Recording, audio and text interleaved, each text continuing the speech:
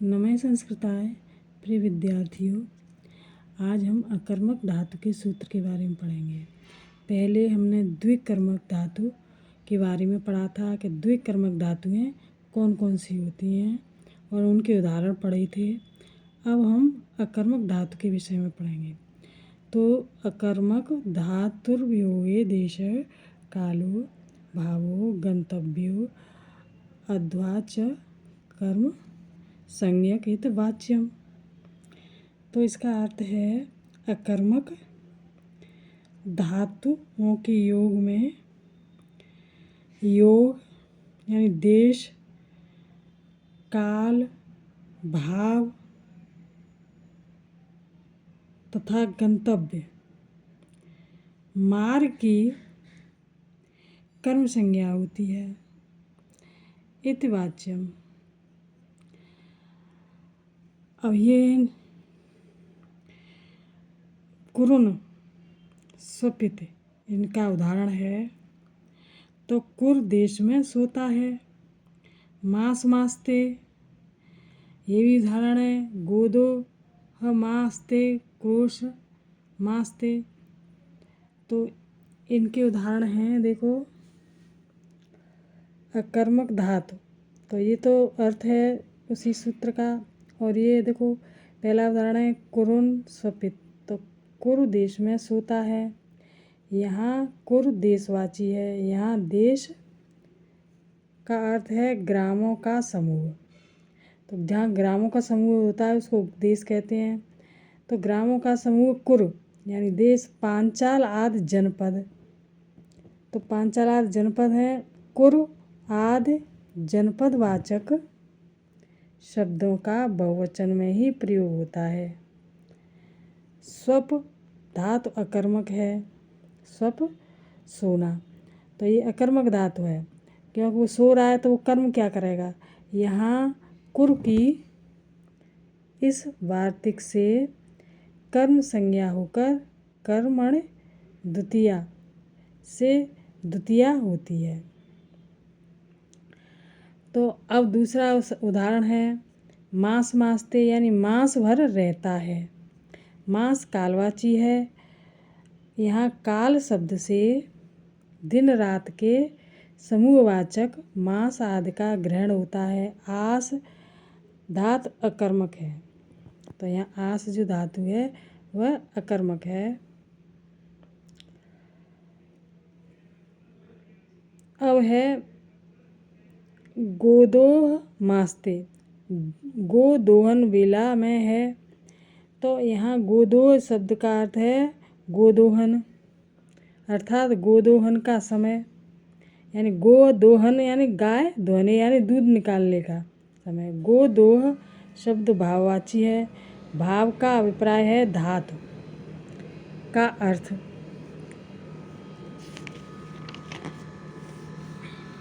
अब अगला उदाहरण है यहाँ पर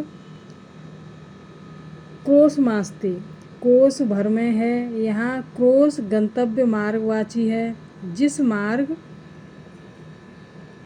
को पार करना होता है वह गंतव्य मार्ग है।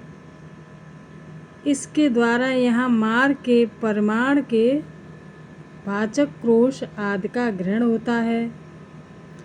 तो यहाँ टिप्पणी में यह दिया हुआ है कि जहाँ काला धनोरत्यंत संयोगी से द्वितीय प्राप्त नहीं होती वहाँ इस वार्तिक से कर्म संज्ञा होकर द्वितीया होती है। तो जो कुरु आदि को जब अधिकरण रूप में कहना अभिष्ट होता है तो कुरुष स्वपित आदि प्रयोग भी होते हैं।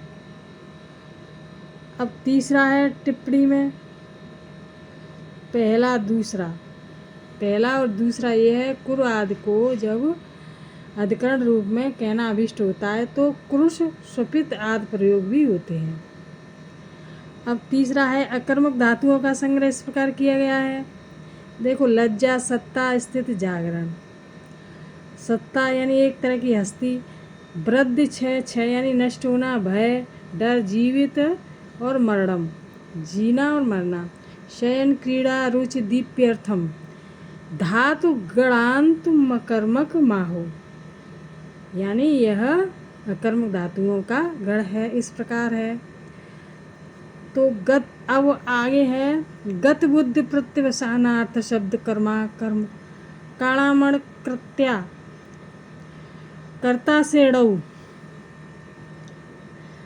तो गत बुद्धि गमन अर्थ वाली यानी ज्ञान, बुद्धि अर्थ वाली भक्षण, प्रत्यावसान, प्रत्यावसान कहते हैं यानी गत बुद्धि प्रत्यावसान भक्षण को कहते हैं।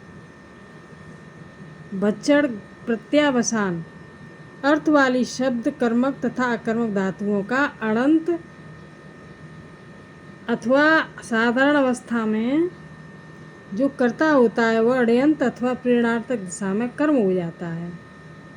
जो अकर्म धातु का अड़यंत होता है, अकर्मक धातुओं को अड़यंत कहते हैं, अथवा साधारण अवस्था में जो कर्ता होता है वह अड़यंत अर्थात प्रेरणार्थक दिशा में कर्म हो जाता है, यानी द्वितीय विभक्ति हो जाती है उसकी। टिप्पणी में यह दिया हुआ है यहाँ धातु की साधारण दशा वह है जहाँ कर्ता का स्वयं कार्य करना प्रकट होता है, जैसे गच्छत यानी वह जाता है, तो ये साधारण दशा है कर्ता की।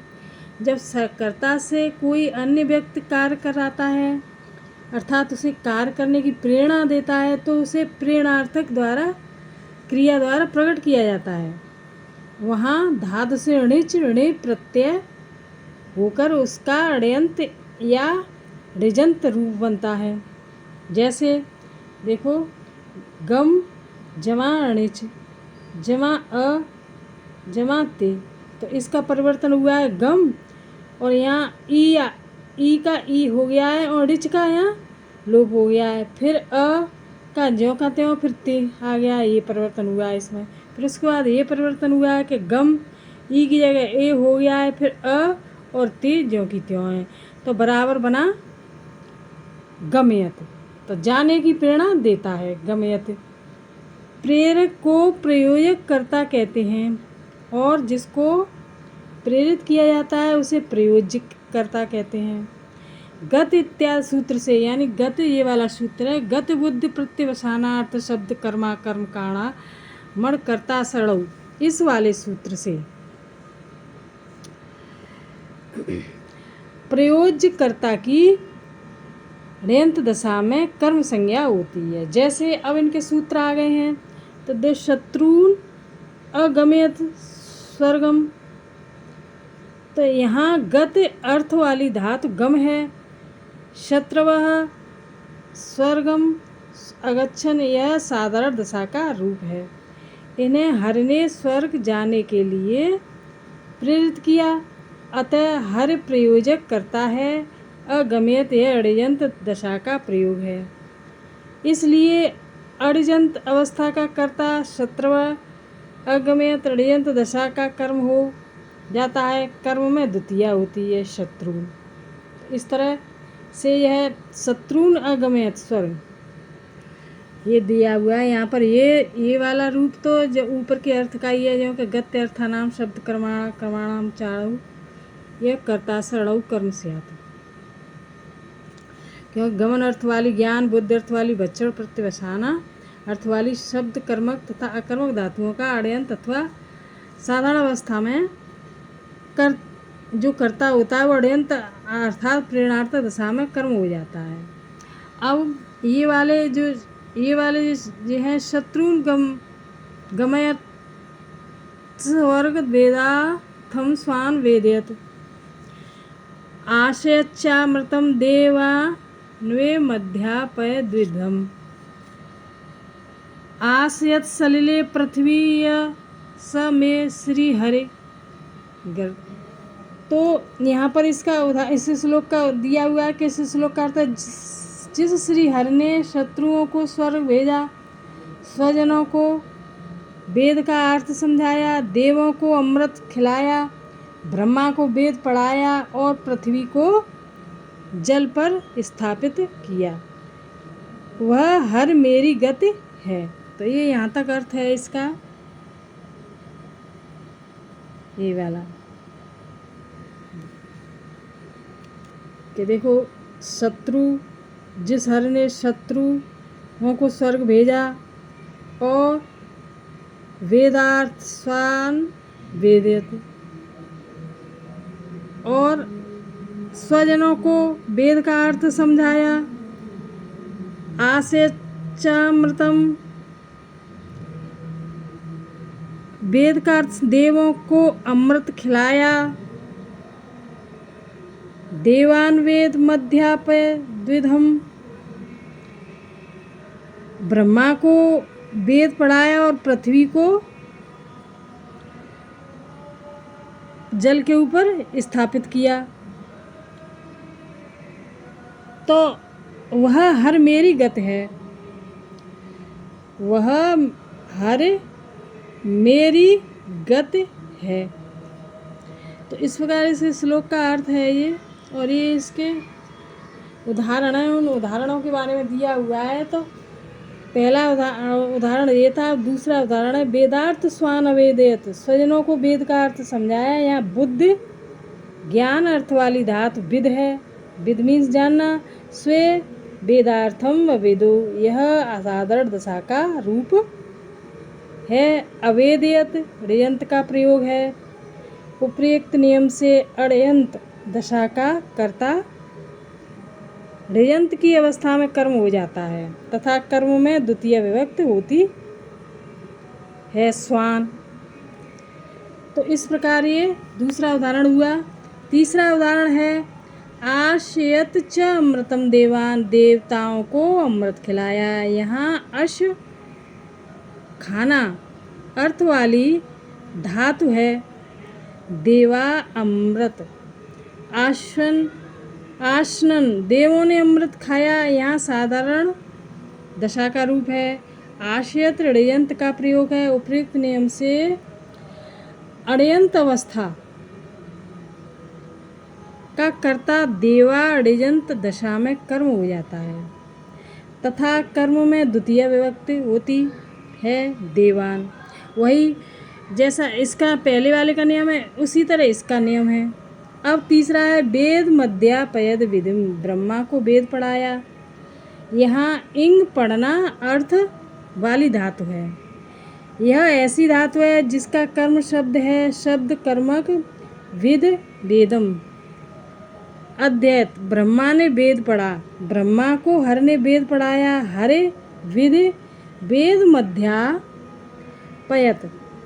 अध्यापयत ऋयंत का प्रयोग है। यहाँ साधारण दशा के कर्ता विद को की उपयुक्त नियम से कर्म संज्ञा होकर द्वितीया हो जाती है। तो इसका भी यही है।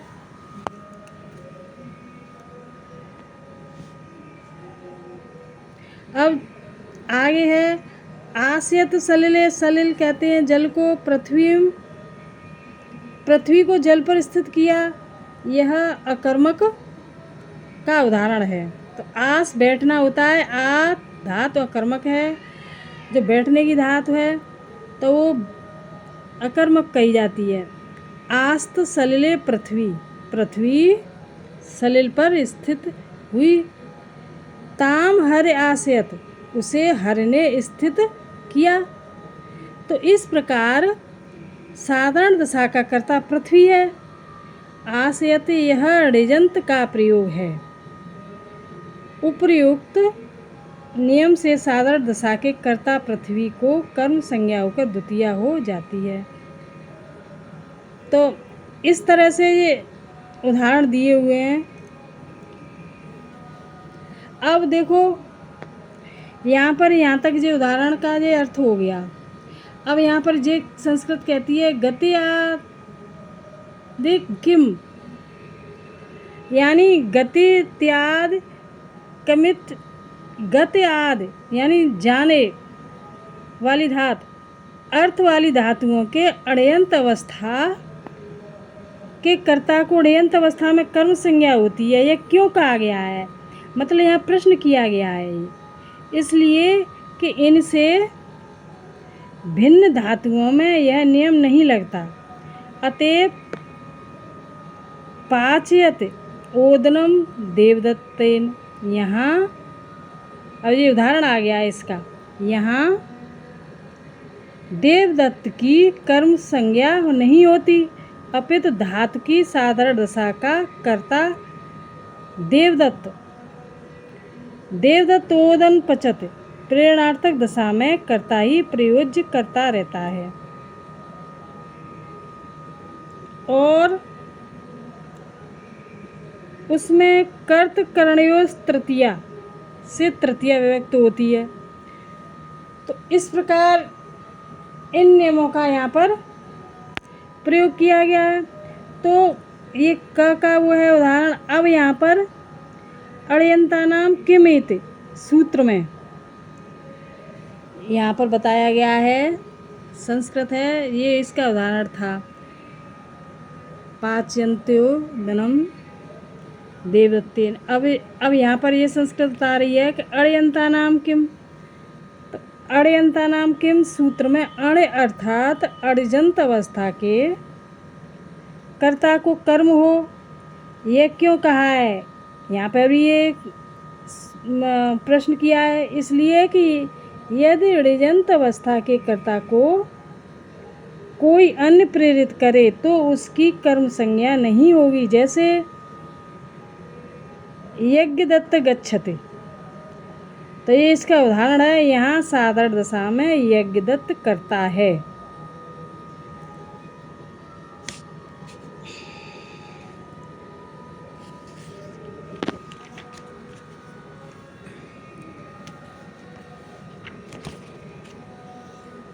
तो यहाँ दूसरा है इसका नियम, गमयत देवदत्तो यज्ञदत्तम। यहाँ अण्यंत के कर्ता यज्ञदत्त का की अण्यंत दशा में कर्म संज्ञा हो गई है। अब यहाँ तीसरा है नियम, देवदत्तम अपरः विष्णुमित्र। तो प्रयुक्त देवदत्त को भी विष्णुमित्र प्रेरित करता है। गमयत देवदत्तेन यज्ञदत्तम विष्णुमित्र। यहाँ देवदत्त की कर्म संज्ञा नहीं होगी, क्योंकि वह अण्यजंत का करता है, अण्यजंत का नहीं। और ऊपर के सूत्र से